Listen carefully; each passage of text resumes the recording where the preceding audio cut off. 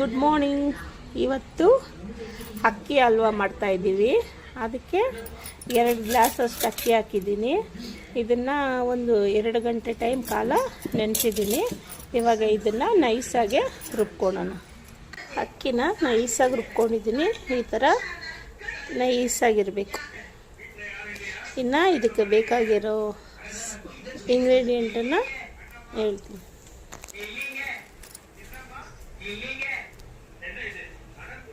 ಇವಾಗ ಅಕ್ಕಿ ಹಲ್ವಾ ಮಾಡೋದಕ್ಕೆ ಇವಾಗ ಅಕ್ಕಿ ರುಬ್ಬಿ ಎತ್ತಿಟ್ಟಿದ್ದೀವಿ. ಅದಕ್ಕೆ ಬೇಕಾಗಿರೋದು ಇವಾಗ ಒಂದು ಅರ್ಧ ಚಿಪ್ಪು ತೆಂಗಿನಕಾಯಿ ತೊಗೊಂಡಿದ್ದೀನಿ.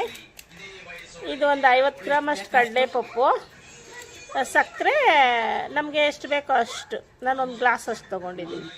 ಇವಾಗ ಇದ್ರ ಜೊತೆಗೆ ಏಲಕ್ಕಿ ಅಕ್ಕಿ ಜೊತೆ ಹಾಕಿ ರುಬ್ಕೊಂಡಿದ್ದೀನಿ.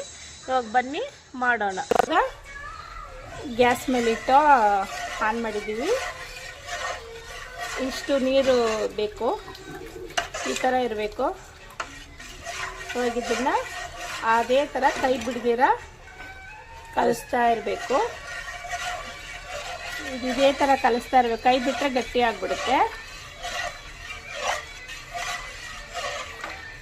ಹಾಕ್ತಾ ಇದ್ದೀವಿ. ಅದರಲ್ಲೇ ತೆಂಗಿನಕಾಯಿ ಹಾಕ್ಬಿಡ್ಬೇಕು.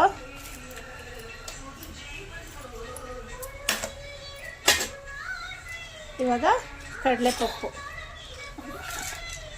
ಸಾಕು.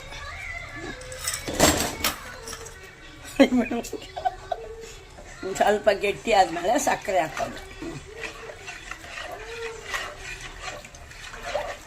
ಇದು ಮಾಡ್ತಾ ಇರೋದು ನಮ್ಮಮ್ಮ ಫ್ರೆಂಡ್ಸ್.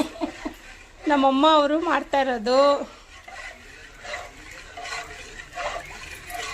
ಸಕ್ಕರೆ ಹಾಕ್ತಾ ಇದ್ದೀವಿ. ಈ ಗ್ಲಾಸಲ್ಲಿ 5 ಗ್ಲಾಸ್ ಸಕ್ಕರೆ. ಇವಾಗ ಗಟ್ಟಿ ಆಗೋವರೆಗೂ ಕೈ ಬಿಡ್ದಿರ ಕಲಿಸ್ಬೇಕು. ನೋಡಿ ಫ್ರೆಂಡ್ಸ್, ಇವಾಗ ಗಟ್ಟಿ ಆಗ್ತಾ ಇದೆ. ಎಷ್ಟು ಗಟ್ಟಿ ಆಗ್ತಾ ಇದೆ.